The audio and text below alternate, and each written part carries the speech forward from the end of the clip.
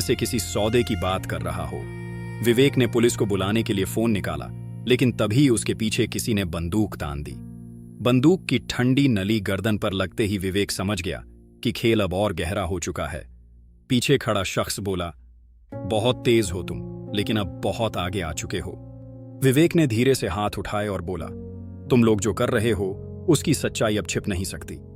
तभी कमरे में समरजीत की नजर दरवाजे पर गई और उसने गुस्से में कहा, उसे बांध दो और लड़की को दूसरी जगह ले जाओ। लेकिन तभी बाहर सायरन की आवाज गूंज उठी।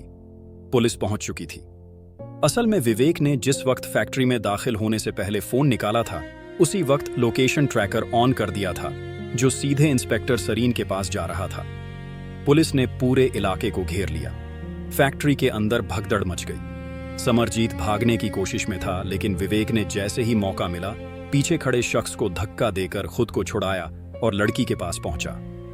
कुछ ही मिनटों में पुलिस अंदर घुस गई और समरजीत को गिरफ्तार कर लिया गया। समरजीत को पकड़ने के बाद पुलिस ने फैक्ट्री की तलाशी ली तो वहां से कई और सबूत मिले, नकली पासपोर्ट, ड्रग्स और कुछ और लड़कियों की तस्वीरें।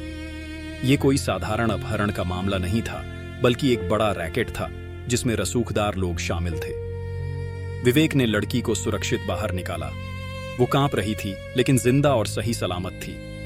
राजदीप मल्होत्रा और उसकी पत्नी दौड़ते हुए आए और बेटी को गले से लगा लिया। उनकी आंखों में विवेक के लिए सिर्फ शुक्रिया था।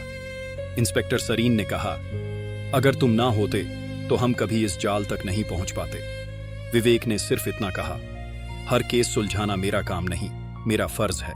अगले दिन अखबारों की हेडलाइंस में सिर्फ एक ही नाम था, अकेले डिटेक्टिव ने खोला अपहरण और तस्करी का जाल। लेकिन विवेक अब भी शांत था। उसने ना कोई इनाम लिया, ना कोई फोटो खिंचवाई। वो बस अपनी अगली चुपचाप लड़ाई के लिए वापस अपनी छोटी सी ऑफिस में लौट गया, जहां रहस्य उसका इंतजार कर रहे थे। इस केस के बाद भी विवेक की जिंदगी वैसी ही थी, अकेली, शांत, लेकिन गहराई से भरी हुई। वो कभी किसी केस में दिल से जुड़ता नहीं था, लेकिन इस बार कुछ अलग था। शायद लड़की की मासूमियत या फिर सिस्टम की नाकामी, वजह जो भी हो, विवेक अब और सतर्क हो चुका था। वो अपने ऑफिस में बैठा पुराने फाइलों की धूल साफ कर रहा था। तभी एक और कॉल आया। एक नई आवाज, एक नया केस। सर, हमें आपकी जरूरत है, एक और रहस्यमयी गुमशुदगी। विवेक ने चुपचाप अपनी नोटबुक उठाई और कहा, पता भेजिए। हर बार की तरह वो फिर से निकल पड़ा, बिना शोर के, बिना किसी नाम या शोहरत के। अगर आपको ये डिटेक्टिव स्टोरी पसंद आई हो और आप अगला रहस्य जानना चाहते हो, तो चैनल को जरूर सब्सक्राइब करें और कमेंट में बताएं कि अगला केस किस रहस्य पर होना चाहिए।